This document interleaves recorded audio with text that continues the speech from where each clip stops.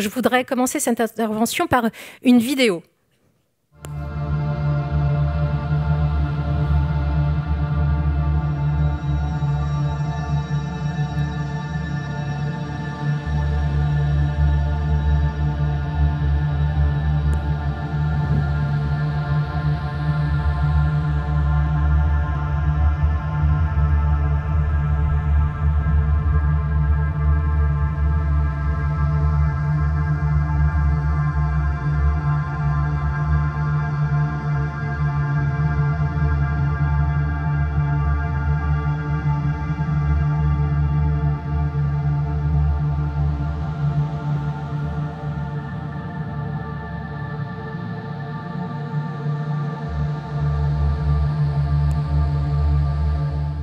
Alors, ce que vous venez de voir à l'écran, pardon, il n'y avait pas le son, mais c'était un petit peu compliqué, c'est une œuvre de Refik Anadol, qui est un designer d'origine turque, installé à Los Angeles. Cette œuvre, elle fait partie d'un projet plus global qu'il a commencé en 2016, qui s'appelle Machine Hallucinations. Et donc, ce projet, Supervised, se propose de réinterpréter environ 200 ans de l'histoire de l'art dans une œuvre dynamique, sur un mur absolument gigantesque puisqu'il fait 7 mètres sur 7. Et ce sont 380 000 images issues de 138 151 pièces du MoMA de New York qui sont ainsi passées à la moulinette algorithmique. Donc voilà, lui, il pense qu'effectivement, les données sont comme un pigment, un matériau qu'il peut utilisé pour prendre des formes infinies. Il se sert de l'IA comme un collaborateur de la conscience humaine. Mais certains ne sont pas très impressionnés. Un économiseur d'écran médiocre a plus d'1 demi-million de dollars. D'autres aiment plus. Le modernisme n'a jamais consisté à ressentir de façon conventionnelle. Ce débat qui a agité le landerneau de l'art aux États-Unis l'année dernière, alors vous voyez, on a Jerry Saltz à droite de l'écran versus Refik. Ce débat-là, finalement, il ouvre beaucoup de questions quasiment existentielles sur le devenir de la culture et de l'art à l'heure de l'intelligence artificielle. Alors justement, est-ce de l'art, ce que nous avons vu en introduction? Est-ce une supercherie? Quelle est la frontière entre l'inspiration et le plagiat? Plus généralement, est-ce que notre culture va être aplanie à force d'algorithmes? Allons-nous être complètement submergés par cette vague d'intelligence artificielle? Ou au contraire, saurons-nous collaborer avec les machines? Ces questions-là, je vais les poser à nos invités dans quelques instants. Mais pour commencer, je vous propose de balayer justement les enjeux qui émergent dans ces différents secteurs que nous traitons dans le livre des tendances. Et donc, je vais commencer très naturellement avec l'art, où effectivement, après 2 ans d'offensive technologique, les artistes hallucinent, c'est le moins qu'on puisse dire. Mais est-ce que 2024 pourrait marquer l'heure de la riposte? C'est probable parce qu'en tout cas, ils s'organisent pour justement protéger leurs intérêts. On a des recours qui se succèdent désormais devant les tribunaux. Ça a commencé en janvier 2023. Là, récemment, en septembre, je pense à une procédure de 15 auteurs américains, parmi lesquels John Grisham, auteur de La Firme, qui justement attaque OpenAI pour avoir utilisé leurs œuvres sans autorisation et sans rémunération. Donc, il y a vraiment cette ambiance. Pour continuer dans le monde littéraire, au dernier salon de Francfort, l'intelligence artificielle était vraiment sur toutes les lèvres. Le directeur de ce salon, qui est le plus grand au monde concernant la littérature et les livres, déclarait que le sentiment d'inquiétude chez les auteurs était bien réel. Alors, est-ce que le roman à l'eau de rose est menacée? Et je prends cette image à dessein, puisque finalement, selon les professionnels, c'est la littérature de genre, celle qui est la plus codifiée, qui pourrait finalement être la plus mise à risque par les intelligences artificielles. Ou alors, justement, est-ce que les artistes s'en serviront? Là, récemment, au Japon, l'équivalent du Goncourt a été décerné à une autrice qui, justement, a déclaré avoir utilisé à hauteur de 5% ChatGPT pour l'écriture de son roman, sachant que, précisons-le, l'intelligence artificielle occupe justement un personnage dans ce récit. Donc on le voit, la profession, elle tente de se positionner contre des nouveaux risques sur toute la chaîne de valeur. Donc ça va de l'écriture au data scrapping de données, en passant par la traduction ou la propriété intellectuelle. Ce qu'on voit aussi très très fortement, ce sont les appels à la régulation, parce que le droit d'auteur est souvent la pomme de discorde et crée une tension avec les tenants de l'innovation. Mais certains artistes cherchent aussi justement à collaborer, si collaborer est le bon terme, en tout cas avec ces technologies. On en parlera dans quelques minutes avec Michel Nerval du collectif U2P050. À Hollywood, la question, elle pourrait être la suivante. Est-ce que l'IA sera un catalyseur de créativité ou de productivité? C'est vraiment à l'œuvre de façon très très nette à Hollywood, où on a l'impression désormais d'être pris en étau entre Wall Street et la Silicon Valley. On l'a vu pendant les grèves, on a un moment de forte pression économique et aussi cette rupture technologique absolument majeure. D'un côté, on a des modèles par exemple, qui sont issus de la pay TV des années 70, qui n'ont absolument pas été remis à jour depuis l'avènement du streaming. Et aussi, à nouveau, c'est encore l'impact de l'IA.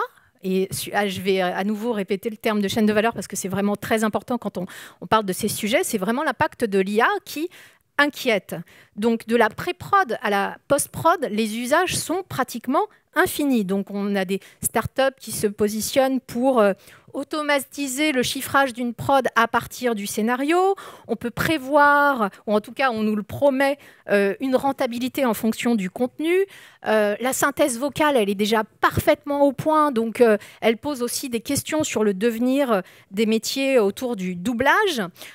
Et puis, bien sûr, il y a la question des avatars numériques qui promet de faciliter les productions, tourner des publicités à l'autre bout du monde ou même créer de nouvelles expériences de divertissement. Par exemple, ici, vous avez Dream Track de YouTube qui vient d'être lancé justement autour d'une synthèse vocale de plusieurs célébrités. Dans les métiers déjà habitués au numérique, quand même, on est un peu moins inquiet. Je vais reprendre cette citation de Rodolphe Chabrier parce que je la trouve assez intéressante.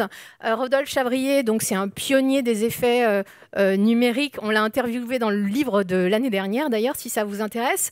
Et en fait, lui, il rapproche ce que nous vivons de l'arrivée du numérique dans les années 90. Et pour lui, finalement, l'IA n'est rien d'autre qu'un exosquelette pour la pensée et pour la créativité.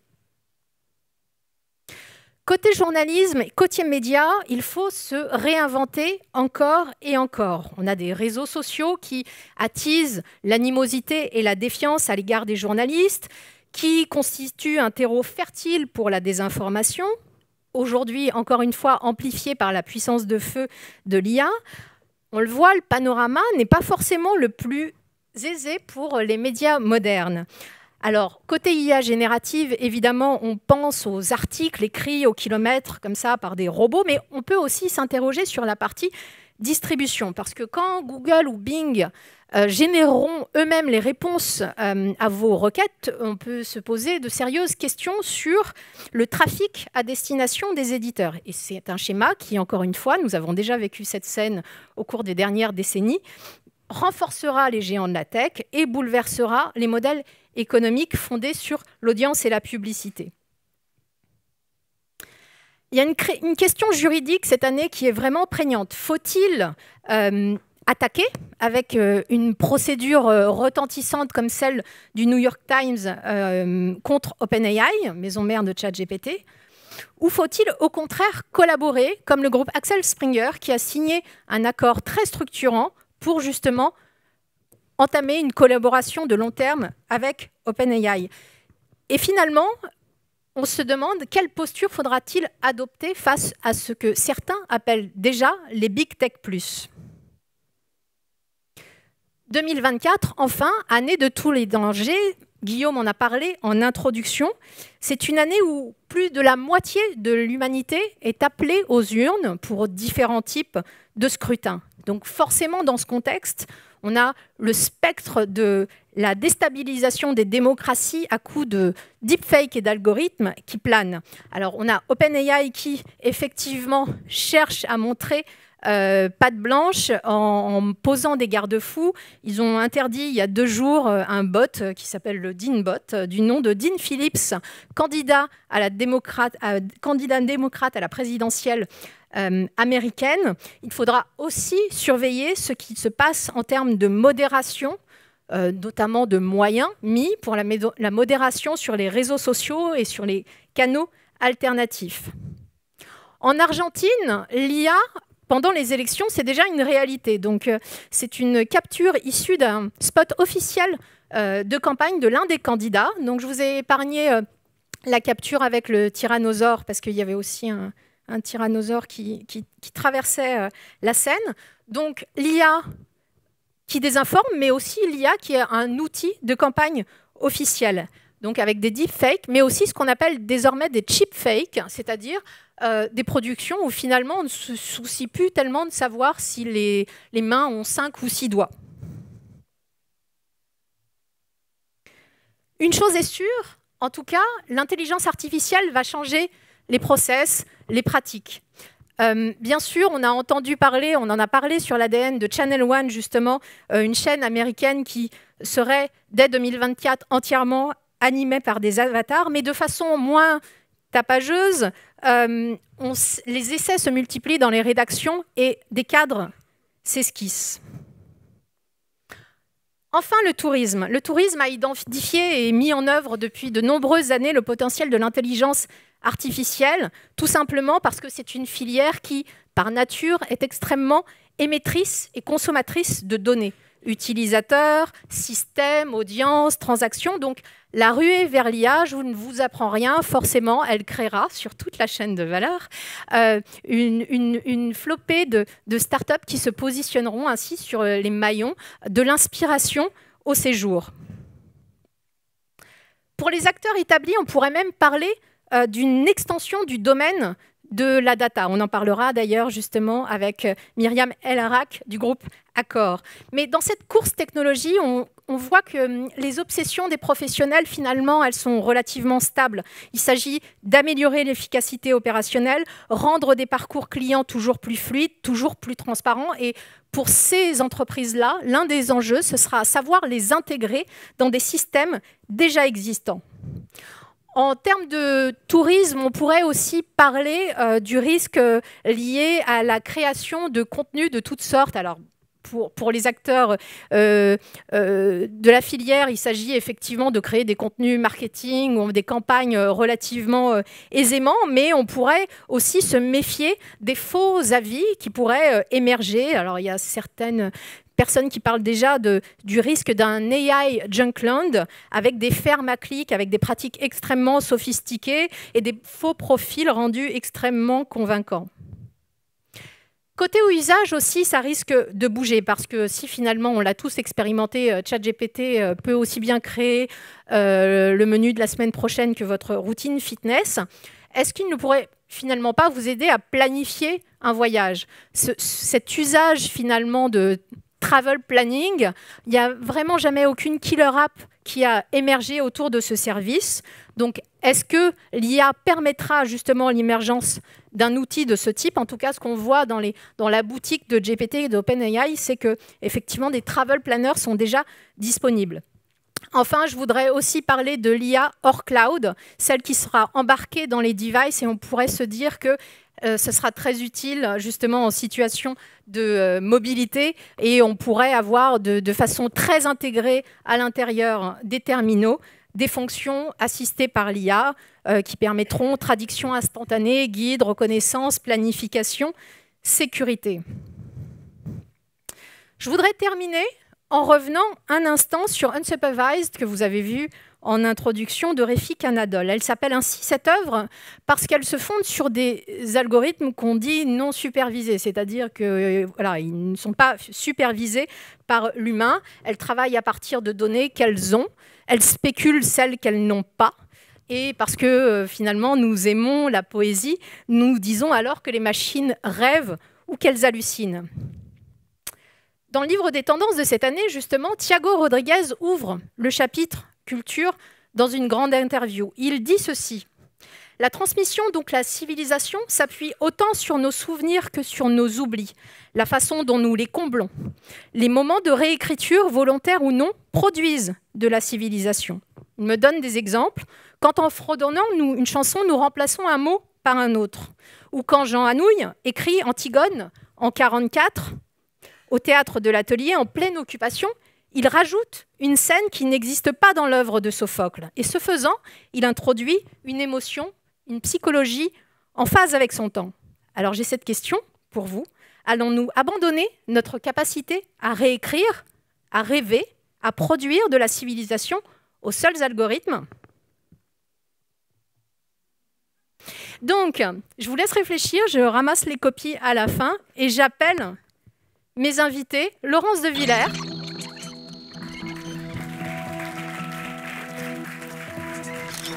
Michel Nerval, Myriam El Arak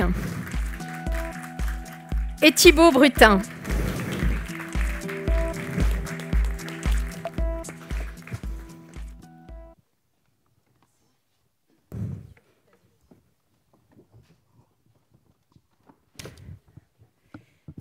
Alors, je vais vous présenter rapidement Laurence de Villers. Vous êtes professeure d'informatique à Paris-Sorbonne, chercheuse au CNRS, présidente de la Fondation Blaise Pascal. Vous êtes spécialiste des interactions homme-machine et vous êtes aussi auteur. On a certains de vos livres qui sont justement présents dans notre coin librairie. Thibaut Brutin, vous êtes adjoint au directeur général de RSF, Reporters sans frontières, donc une organisation qui s'occupe de défendre la liberté d'informer et d'être informé, parce que c'est aussi important, notamment dans ce contexte. Michel Nerval, vous êtes chercheur en histoire de l'art et vous êtes membre du studio d'art numérique U2P050 et vous m'avez d'ailleurs confié que vous êtes full stack, vous êtes un studio full stack. Vous nous expliquerez ça dans quelques instants. Et enfin, Myriam El Arak, vous êtes en charge chez Accor, je le dis de mémoire, des brands, de l'innovation et de l'expérience. Vous avez tout. L'ai-je bien dit ? Parfait. Je voudrais commencer avec vous, Laurence, parce que je voudrais qu'on révise ensemble nos fondamentaux. Quand on parle IA générative, alors je sais que c'est une question très très dure, mais en quelques mots, de quoi parle-t-on exactement ? En fait, en quelques mots, l'IA générative, c'est quoi ? Alors, merci de cette question absolument fondamentale qu'il faudrait tous se poser, comprendre les concepts qui sont derrière. Donc l'IA, l'intelligence artificielle, c'est avant tout la capacité d'apprendre à une machine à faire quelque chose. Et pour cela, on utilise des données. L'IA générative arrive après 80 ans en fait, de poursuite de ces sujets. Elle est basée sur des réseaux de neurones, cette IA générative. Les réseaux de neurones, la première fois qu'on parle de la modélisation d'un neurone, d'une cellule nerveuse par un neurone formel, c'est en 1943. Vous voyez, c'est pas hier. Enfin, c'est plutôt hier et c'est pas aujourd'hui qu'on parle de ça. L'ancêtre en fait de l'IA générative, c'est le perceptron multicouche et il commence à marcher à partir de 1986 avec un algorithme qui permettait de calculer une erreur et de distribuer cette erreur sur tous les poids du modèle. Le modèle, c'est pas un modèle de raisonnement avec des mots ou des formes telles qu'on les connaît, c'est un modèle totalement numérique. C'est pour ça qu'on dit que ce sont des boîtes noires. L'IA générative, donc le perceptron multicouche, c'est une IA capable de classifier. Vous voyez, je mets des images de chats et chiens et puis je prédis que c'est un chat et un chien et c'est supervisé, c'est-à-dire qu'on donne la notation à la machine et on calcule une erreur par rapport à ce qu'elle produit et on modifie les poids pour pouvoir prédire quand on montre une image de chat que c'est bien un chat. Les IA génératives arrivent après cela, en 2017. Et ce n'est pas les premières formes qu'on avait, mais disons que c'est les premières formes qui marchent vraiment bien. Et donc, c'est une grosse machine qui en auto-apprentissage, donc qui va apprendre à partir d'une quantité faramineuse de données. Et comment est-ce qu'elle apprend? Je vais vous donner un exemple sur le texte. Eh bien, elle apprend les voisins des mots. En fait, la sémantique, dont on avait beaucoup de mal à trouver comment on allait l'encoder, hein, dont on faisait une tâche particulière, on mettait, je sais pas, pour appeler un système et réserver un billet d'avion, on était obligé d'écrire qu'est-ce que c'est que l'avion, d'où on part, d'où on vient. On était à chaque fois obligé de décrire toute la sémantique autour de l'objectif. Avec ces IA génératives, on apprend en fait une forme de sémantique qui n'est pas notre sémantique à nous, qui n'est pas basée sur la linguistique. Donc le système apprend tout seul à prédire, par exemple, le chat boit du lait, on enlève chat, le boit du lait, qu'est-ce que c'est? La machine va apprendre ça sur des milliards de textes et elle va encoder en fait dans des vecteurs le contexte des mots. Et c'est encore plus fort que ça, parce que ce n'est pas forcément des mots, ça peut être des suites de caractères. Donc il y a une structure qui est apprise par la machine sur des milliards de mots, qui donc va représenter fondamentalement dans le modèle des unités qu'on appelle des tokens, qui sont soit des mots pour les LLM dans ChatGPT, soit 4 caractères en moyenne, hein, et elle va représenter ces 4 caractères par un vecteur qui encode tous les contextes dans lesquels a été vu ce mot. Des contextes qui ne sont pas forcément juste à côté, ça peut être la phrase d'avant, ça peut être un pronom. Et donc, c'est ça la fulgurance. Et ce gros modèle permet ensuite à n'importe qui, enfin peut-être pas n'importe qui, mais de faire des adaptations. On appelle ça un GPT, General Pre-Trained Model. Ce qui est intéressant, c'est le pré-apprentissage, puisque une fois qu'il est fait, ce modèle, je peux l'adapter avec peu de données à autre chose. Il contient une sorte de sémantique. Et là, je m'arrêterai sur ce qu'est ceci. Donc, c'est comme un prompt.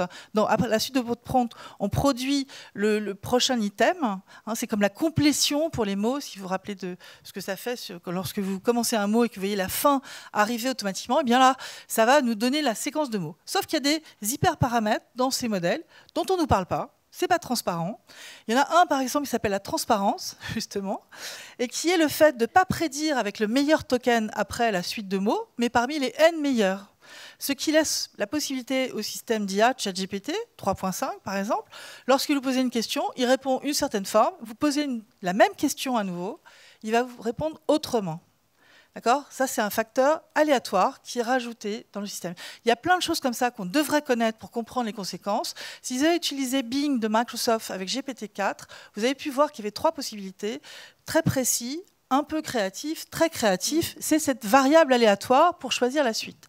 La machine, donc, ne sort rien de vrai. Elle a perdu ses sources. Hein. Pour un journaliste, c'est compliqué de ne plus avoir ses sources. Pour un scientifique aussi. On s'appuie sur les dires de quelqu'un et pas de n'importe qui. Cette machine peut avoir englobé des choses qui sont fausses. Elle raisonne par statistiques. Elle vous produit des choses qui peuvent être très proches. Et donc là, on parle d'abus et il y a un droit d'auteur qui n'est pas respecté, etc.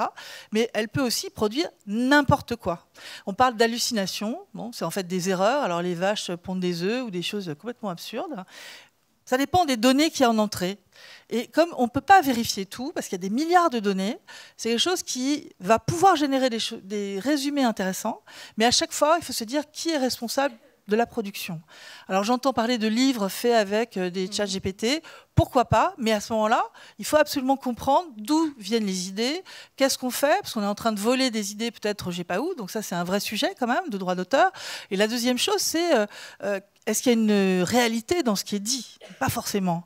Donc on parle aussi d'émergence. Donc ce sont des outils pour les scientifiques qui sont extrêmement intéressants parce que ça permet de trouver des indices dans le texte qu'on ne voit pas forcément. Et la machine va les voir systématiquement. Je vais faire le parallèle avec le cancer, hein, la radiographie de cancer. Ces machines ont une vision différente de la nôtre. Elles voient des suites de pixels, alors que nous, on voit des formes. Et le radiologue, un cancérologue très habitué, voit certaines formes liées à des débuts de cancer, mais ne voit pas forcément à ce niveau, à cette acuité-là. Et la machine peut voir à une acuité différente de nous et peut donc nous aider. Bon, moi, je suis pour dire que ce sont des outils, mais je travaille sur l'interaction humain-machine et on voit qu'on projette sur ces machines énormément des capacités, des connaissances, de l'affect, voire des valeurs morales qu'elles n'ont pas. Ce sont des puzzles de mots. Alors, ne vous laissez pas avoir. C'est très intéressant. Mais il ne faut pas croire tout ce que dit cette machine. Il faut apprendre à l'utiliser pour les journalistes, pour les médecins, pour les scientifiques. On va tous savoir à les utiliser. Donc demain, il faut aller chercher ces concepts, comprendre bien, démystifier l'IA et pas penser surtout pas que c'est très intelligent. C'est nous qui sommes très intelligents d'avoir construit des machines telles que celle-là. Vous êtes tous ici Répétez-vous cette affirmation tous les matins. Rapidement, Laurence, juste une chose. En fait, par rapport à ChatGPT là, en 2023, qu'est-ce qui est si nouveau? Est-ce que, alors, je crois comprendre que ce n'est pas la technologie. Est-ce que c'est la couche conversationnelle? Est-ce que c'est le modèle de langage? Ou est-ce que c'est tout simplement l'avoir mis à disposition? Non, il y a une vraie rupture, même pour nous. Je dis, la sémantique, c'est un truc qu'on ne savait pas faire. À partir de 2017, on est capable d'encapsuler dans ces énormes modèles beaucoup de sens, mais c'est du sens approximatif, voyez. Donc de temps en temps, ça tombe bien. De temps en temps, c'est juste pas exactement ça. De temps en temps, c'est complètement faux. Bon, mais avant, on ne savait pas du tout faire. Donc il y a un vrai gap technologique, mais avec quelles données, hein? C'est ça le problème. Qu'est-ce qu'on prend comme données? Et même si je prenais que des données justes, ce qui n'est pas toujours le cas, je vais produire quand même des inventions. Et demain, qu'est-ce que je vais faire avec ces données synthétiques? Est-ce que je vais les remettre dans la boucle et reconstruire des systèmes à partir de ça? À ce moment-là, nivellement par le bas, hein, je vous assure, parce que là, c'est statistique, donc on n'aura pas les trucs très intéressants particuliers. Bon, je pense que ça peut nous aider quand même, parce que l'info-obésité, là, le fait qu'il y ait des informations partout, c'est un vrai sujet. Donc il faut arriver à trier tout ça. Ces machines peuvent permettre de faire des tris. Quand même, il y a un point sur lequel je voudrais parler, qui n'était pas dans ce que vous avez proposé. Ça coûte beaucoup d'énergie, tout ça. Alors si c'est juste pour faire du jeu vidéo, ou si c'est juste pour s'amuser chez soi, je pense qu'on devrait être un peu plus conscient de la dépense d'énergie à chaque fois qu'on utilise ces machines. Voilà qui est dit. Je voudrais ouvrir une première séquence société que j'ai nommée IA et démocratie, la vérité sous tension, parce que je ne vais pas refaire ce qui a été dit en introduction. Michel Nerval, oui. Collectif Full Stack. C'est ça. Est-ce que vous pouvez nous en dire plus et nous présenter au global votre studio et la façon dont vous travaillez avec ces nouvelles Du coup, le stack, c'est en développement informatique, c'est une pile de logiciels et de hardware. Et donc nous, on a un studio de création qui intègre différentes compétences qui sont habituellement disjointes dans le monde de l'art. Donc on a un commissaire d'exposition en interne, un développeur tech, un philosophe, une personne qui est spécialisée en documentation, en documentaire et en génération d'IA, et un musicien. Et l'idée, c'est voilà, d'avoir un studio où on va entremêler ces différents signes, texte, images, son, technologie, pour interroger ces effets et mêler philosophie et technologie dans notre pratique. Et nous, on vient tous des sciences humaines avant de manipuler ces outils.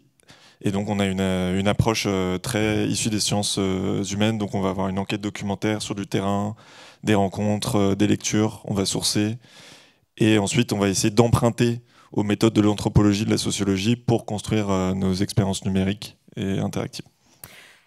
Par rapport à ce que j'ai dit en introduction, est-ce que cette battle entre Jerry Saltz et Refik Anadol, elle préoccupe vraiment le Landerneau, si je puis dire? Est-ce qu'on s'écharpe vraiment autour de l'art et l'IA, faire avec, faire sans Ce qui est intéressant, c'est que dans l'histoire de l'art, enfin récente, on va dire qu'il y a deux sphères qui se sont distinguées, un peu opposées. On parle de fracture numérique un peu dans l'histoire de l'art. C'est qu'on a l'histoire de l'art contemporain et l'histoire de l'art numérique. Donc c'est deux sphères qui ont leur référentialité, chacune, et parfois qui sont perméables, un peu comme Refik Anadol, qui du coup rentre aux collections au MoMA. Et typiquement, c'est du coup là le genre de point où il va y avoir de la tension. Et dans la sphère culturelle numérique, dans les artistes numériques, Refik Anadol, il n'est pas considéré, enfin il est parfois décrié dans sa tendance à reprendre du patrimonial, donc de l'existant, pour faire des nouvelles images. Donc là, par exemple, toute la collection du MoMA, qui, on pourrait dire, devrait rester tranquille et plutôt, avec l'IA, faire des nouvelles images proprement contemporaines. Mais je pense que ce que Refik Anadol il apporte, c'est une visibilité de cette pratique. Et que ça plaise ou non à Jerry Saltz, ça vient quand même drainer, du coup, des nouvelles modalités de création qui sont intéressantes, même si moi, du coup, le travail de Refik Anadol, je trouve que voilà, il y a cette problématique d'utiliser de l'existant, du patrimonial pour faire de nouvelles images. Ça reste intéressant dans une approche plus large. On va parler de votre travail à vous. Du coup, je me lève pour reprendre la télécommande. Allez. Est-ce que... Là, j'ai quoi? Voilà, là, c'est SPACDAT. Est-ce que vous pouvez nous parler de... Donc, cette année, on l'a tous vécu, méga boom des IA génératives, enfin surtout de leur accessibilité, je dirais. Parce que depuis donc 2017, on a ces outils qui sont plus accessibles. Et donc on a voulu parler de ce moment trouble qu'on est en train de vivre, où on arrive quasiment plus à distinguer images réelles et images faites par IA. Il y a absolument zéro ambiguïté. Et donc on a pris des référentiels qui étaient connus de tous, c'est-à-dire nos personnalités politiques qui nous entourent, et bien sûr au passage évoquer leur narcissisme continu. Et donc voilà, cette série... Et je vais enchaîner sur... alors, hop, est-ce que ça va marcher? Sur You're Very Special. Ouais, ça, c'est un documentaire qui est en cours de développement sur l'attaque du Capitole et donc le bruit de l'information générée sur Twitter, enfin tous ces bruits d'information qu'on a entendus pendant l'attaque du Capitole et qu'on a essayé de mettre en scène avec des vidéos qui ont été générées par Stable Diffusion. Et là, tout le travail est sémantique puisqu'en fait, c'est de trouver les termes qui sont les plus appropriés par les différents acteurs de l'événement pour ensuite les générer. Et avoir cette approche un peu multiperspectivisme, enfin essayer de faire du documentaire contemporain. Je sais pas si je développe maintenant, mais... Non, parce qu'on est déjà en retard. Mais je pense que oui, tout le monde a compris le principe, et puis ceux qui voudront l'évoquer avec vous pourront vous retrouver après. Du coup, attends, voilà. Thibaut, j'imagine que typiquement ce type de projet qui traite de notre rapport à la vérité, du coup, ça vous parle. On en parlait de cette année 2024, c'est vraiment l'année de tous les dangers? Oui, c'est une année où donc plus de la moitié de la population mondiale est appelée aux urnes. C'est quelque chose de sans précédent dans l'histoire des démocraties, et dans l'histoire de la démocratie, une histoire courte aussi. Et on ne peut pas dire que la démocratie se porte particulièrement bien ces derniers temps, puisque les différentes études qui existent sur l'état des systèmes politiques dans le monde montrent plutôt un déclin du nombre de démocraties. Donc il y a de quoi être particulièrement inquiet, à la fois sur l'issue de ces scrutins et l'influence que ça aura sur le destin des différents pays qui sont concernés. Alors bien sûr, tout le monde a en tête l'exemple américain, qui est peut-être celui en novembre qui aura le plus d'attention de la part des médias, peut-être des citoyens. Mais il y a aussi une élection en Russie. Bon, je ne fais pas trop de doute sur son issue, mais tout de même, elle existe. Il y a la République démocratique du Congo qui a voté récemment, le Guatemala, le Mexique. Enfin, il y a l'Union européenne va connaître une élection parlementaire également. Donc tout ça, c'est des élections qui sont vraiment très importantes. Et la question de l'intégrité du scrutin, elle est fondamentale puisqu'elle est associée à un autre sujet phare sur lequel Reporters sans frontières se positionne depuis plus de 30 ans, qui est la question de l'information fiable. C'est-à-dire que quand vous faites un choix dans votre vie privée, économique, politique, vous devez avoir les informations qui vous permettent de faire ce choix en conscience. Avoir un jugement éclairé.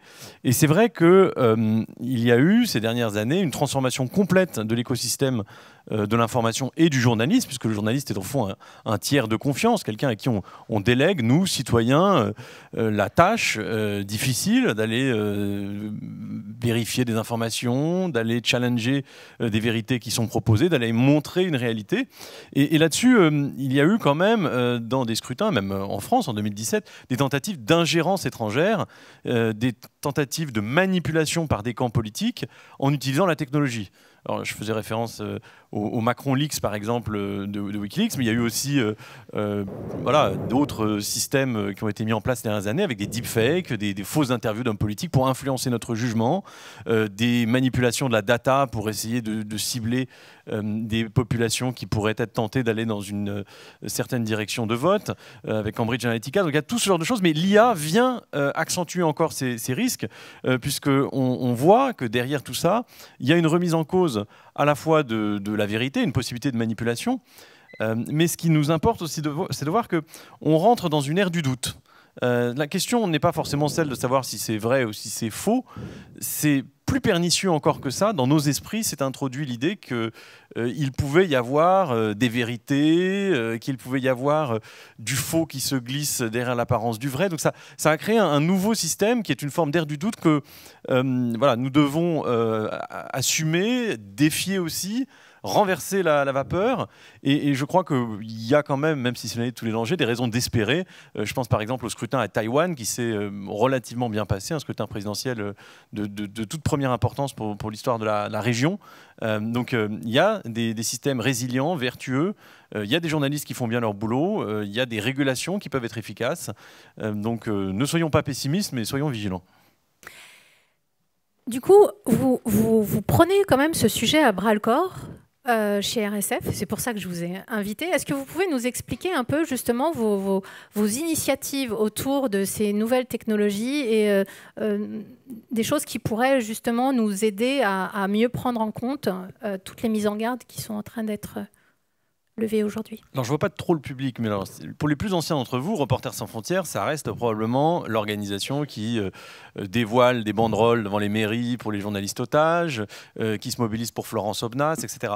On fait toujours ça, c'est-à-dire qu'on défend les journalistes, on défend la liberté de la presse, mais de plus en plus, le bouleversement du système de l'information mondiale nous invite à penser qu'il y a des situations où il n'y a pas de journalistes qui meurent ou qui sont détenus, mais c'est le journalisme lui-même qui meurt. Donc on prend en compte de plus en plus ces enjeux de marché de l'information, ces enjeux de système technologique. Et c'est pour ça que pour lutter contre cette dérive qui pourrait être celle d'une relativité complète, d'une ère du doute qui s'installe, où les fake news circulent, il nous faut mieux comprendre ces phénomènes. Il nous faut les analyser. On a fait des analyses, par exemple, assez poussées sur les systèmes d'information des populations dans les territoires occupés d'Ukraine. Pour nous, c'est très important, au lieu de se dire fake news en majuscule, comme dirait Donald Trump, d'essayer de comprendre ce qu'il y a derrière ces concepts, de comprendre la réalité qui est à l'œuvre.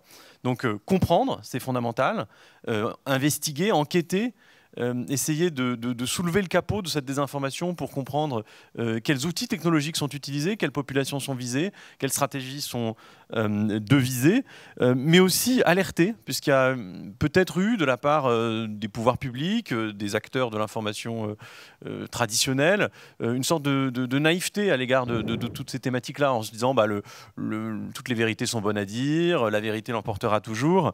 Mais donc il faut proposer des solutions, à la fois des solutions pour réguler le marché, mais aussi des solutions concrètes, techniques, technologiques, qui permettent de répondre à ça. Sur l'intelligence artificielle, Reporters sans frontières s'est mobilisé l'année dernière et en ce début d'année sur deux projets phares. Un qui s'appelle la Charte de Paris pour l'intelligence artificielle et le journalisme, qui vise à donner un cadre qui soit de nature à rassurer les rédactions, parce qu'il y a beaucoup de rédactions qui ont peur du choc social, qui ont peur de la transformation possible de leur mode de travail, puisque pour la première fois, on ne parle plus de dissémination du contenu, de distribution du contenu, mais de toucher véritablement à la production de langage, qui est quand même historiquement le cœur du métier de journaliste. Donc cette charte, elle donne un cadre avec des limites, avec des recommandations. On va la compléter avec des recommandations techniques. Et on a aussi un outil sur lequel je pourrais revenir peut-être, qui s'appelle l'outil Spinoza, qui vise à requêter des corpus sains d'informations avec un modèle de langage qui est capable de les analyser et de proposer des synthèses qui peuvent servir de recherche documentaire pour des articles. Myriam, je voudrais votre regard pour l'entreprise, justement. Comment, chez Accor, vous vous emparez de toutes ces vagues technologiques qui, disons-le, sont de plus en plus rapprochées quand même? Alors, avant de répondre précisément à votre question, juste pour donner une ampleur un petit peu de l'impact dans une entreprise comme Accor, un groupe comme Accor. Un groupe comme Accor, c'est plus de 5000 établissements dans le monde, une présence dans plus d'une centaine de pays. Ça vous donne une idée aussi de l'impact technologique que ça peut avoir sur un écosystème aussi gros. Une diversité d'activités, c'est-à-dire qu'aujourd'hui, on ne fait pas que de la chambre, et vous allez le comprendre après avec mes exemples concrets, et on fait aussi bien de la chambre, mais aussi c'est des restaurants, des spas, des salles de réunion, etc. Et pour répondre précisément à votre question, aujourd'hui, la technologie et comment on utilise la technologie, je suis contente parce qu'on a beaucoup parlé de réalité. On a beaucoup aussi entendu et on entend beaucoup parler d'intelligence artificielle, de monde virtuel, de réalité virtuelle, de métaverse. Ce sont toutes des choses, nous, sur lesquelles on surfe, mais dans un sens un peu inverse. Je m'explique. Notre objectif, c'est d'utiliser les technologies, de ces assets qui peuvent être parfois des assets immatériels, hein, puisqu'on parlait d'irréel, d'artificiel, etc., pour ancrer nos clients et nos collaborateurs dans une réalité. Alors, ça peut paraître philosophique, là, ce que je dis, mais je vais vous donner 2-3 exemples assez concrets. On a utilisé, donc là je suis plutôt sur de la technologie assez vaste, où on a digitalisé, vous savez, les petites cartes qu'on utilise, que vous avez sûrement utilisées pour ouvrir la clé de pour ouvrir votre chambre. Donc c'est la digitalisation de la clé de la chambre.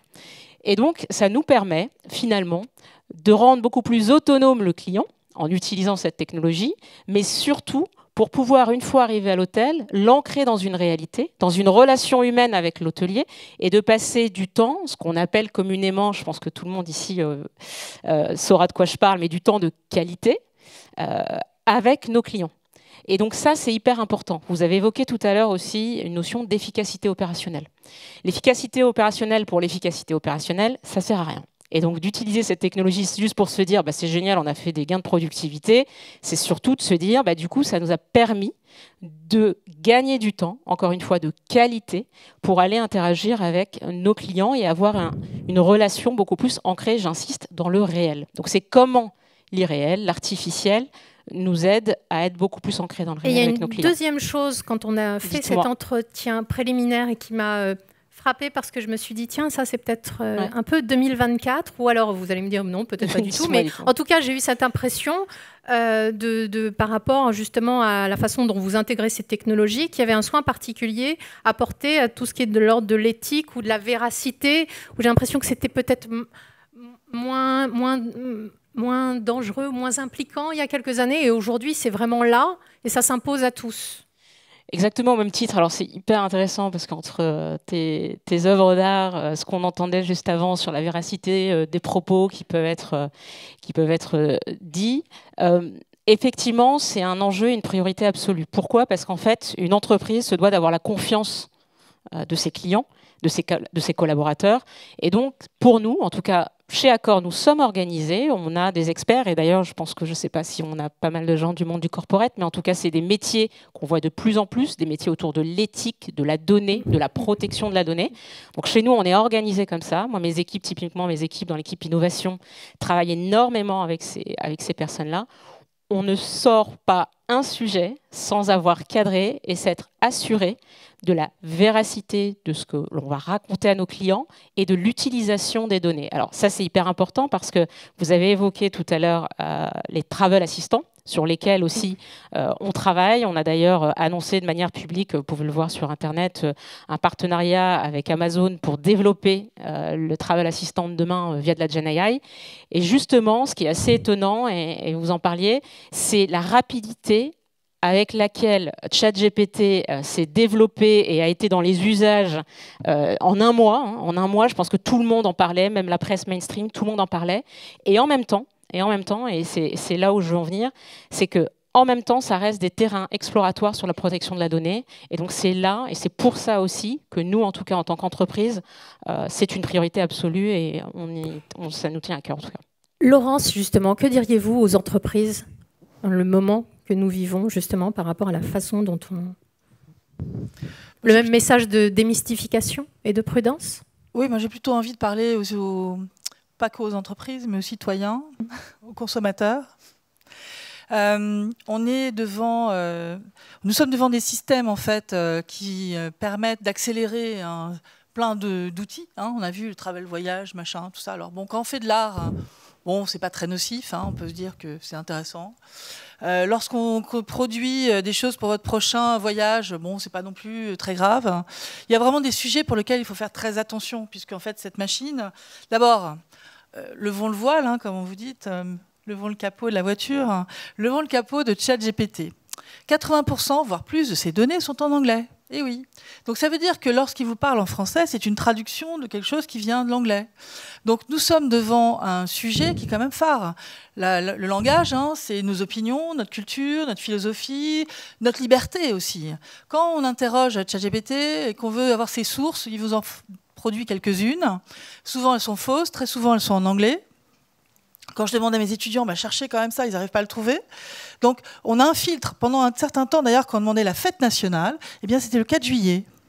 Et ChatGPT ne parle pas provençal. ChatGPT parle surtout anglais. Après, il y a par exemple, à Taïwan, il y a des collaborations en Islande de OpenAI pour entraîner spécialement sur les langages. Non, mais je vais pas me faire le défenseur d'OpenAI, excusez-moi. Non, ce que je voudrais, c'est qu'on prenne conscience, on s'en fiche de ça. Ce que je voudrais, c'est qu'on prenne conscience quand même de l'importance de la langue principale des données ou du multilinguisme utilisé quand on n'a pas de données pour entraîner un système. Donc c'est très utile d'utiliser une langue étrangère si on n'a pas de données soi-même. Mais en même temps, c'est normal de se poser cette question d'influence dans le langage. C'est tout ce que je dis. Bien sûr qu'il faut aller vers l'utilisation de cela et bien sûr que ça soit... Pour nous, en France, il faudrait qu'on ait des GPT là, qui soient à partir de données qu'on maîtrise un peu, quoi. On sait un peu qu'on va retrouver des opinions, des façons de vivre, notre culture à l'intérieur de ces machines, pour certains objectifs. Pour d'autres, c'est pas nécessaire. Il Donc faut au contraire vous militez pour une souveraineté GPT. Je milite une forme de pour une souveraineté intelligence GPT. D'utilisation de ChatGPT en levant un peu le voile, c'est tout. Et j'ai quand même un autre sujet, à part cela, c'est que donc nous on est dans une commission nationale pilote d'éthique du numérique et on a produit un rapport, si vous voulez voir, au CNPEN qui s'appelle Système d'intelligence artificielle générative, enjeux d'éthique. Il y en a beaucoup sur la véracité et d'autres. Quand même, la recherche fait beaucoup pour essayer de produire des outils pour essayer de savoir quand c'est vrai ou c'est faux, par exemple. Et donc, on pousse l'Europe à obliger à avoir des filigrammes, ce qu'on appelle les watermarks, dans les textes, l'audio, le son, pour essayer de savoir comment ça a été combiné. Est-ce que ça vient d'une machine ou pas? Et d'autre part, ce que je voudrais, c'est que dans les prochains LLM, on vérifie aussi le pourcentage de données synthétiques, c'est-à-dire produites par des machines, qui soient utilisées, c'est-à-dire qui ne soient pas vérifiées par des humains. Et donc, on a besoin de vérifier ces fake news à l'entrée d'une machine. C'est pas nécessaire de raconter n'importe quoi. Et je suis d'accord avec vous que l'importance de la vérité qui nous tient à cœur, nous, en France, en Europe, n'est pas forcément la même chose aux États-Unis. Donc, quand j'entends, moi, des Elon Musk à la télé nous dire que les implants profonds sur un test sur un porcelet marche bien, j'ai l'impression d'être dans un monde virtuel, quoi, là. C'est pas possible. Pourtant, c'est un vrai mec qui nous parle avec deux cochons sur un plateau télé. Donc, il faut faire très attention. Les États-Unis nous envoient des messages de super intelligence, etc., sans vouloir réglementer proprement ces objectifs. Donc, je pense qu'on a besoin de géopolitique et peut-être de souveraineté, comme vous avez dit.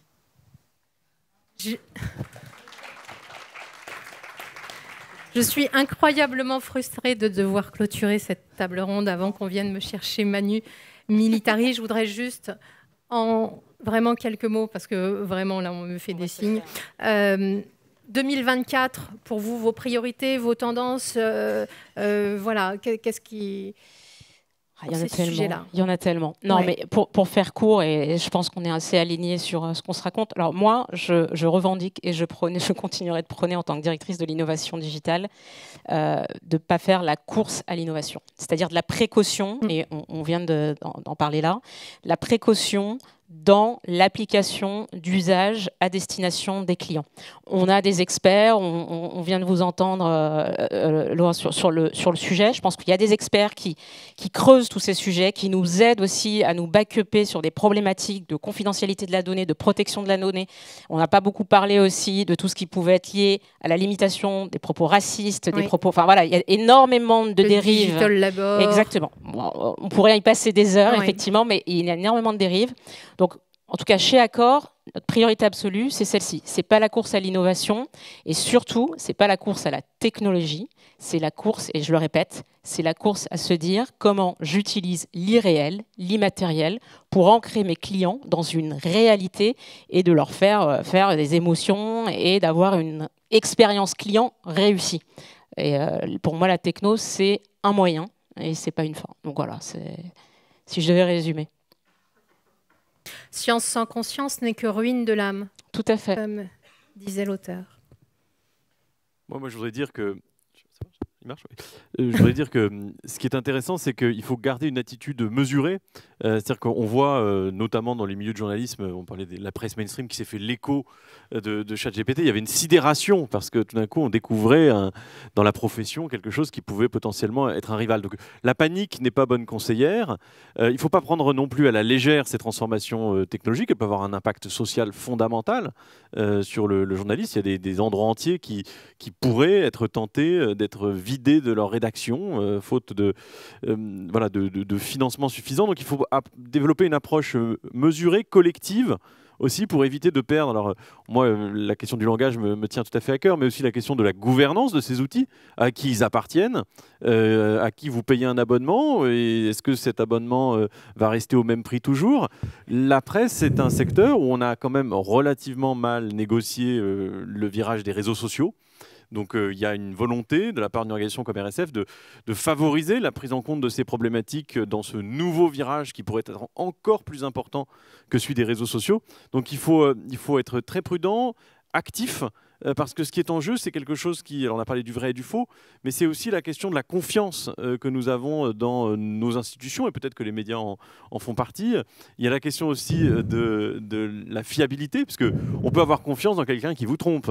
C'est ça qui est important, c'est d'avoir confiance dans des outils, des solutions, des acteurs qui vous produisent des discours qui sont fondés sur des faits, et que ces faits sont vérifiés, que tout cela est fiable. Voilà. C'est très important, je crois, de garder ça comme horizon.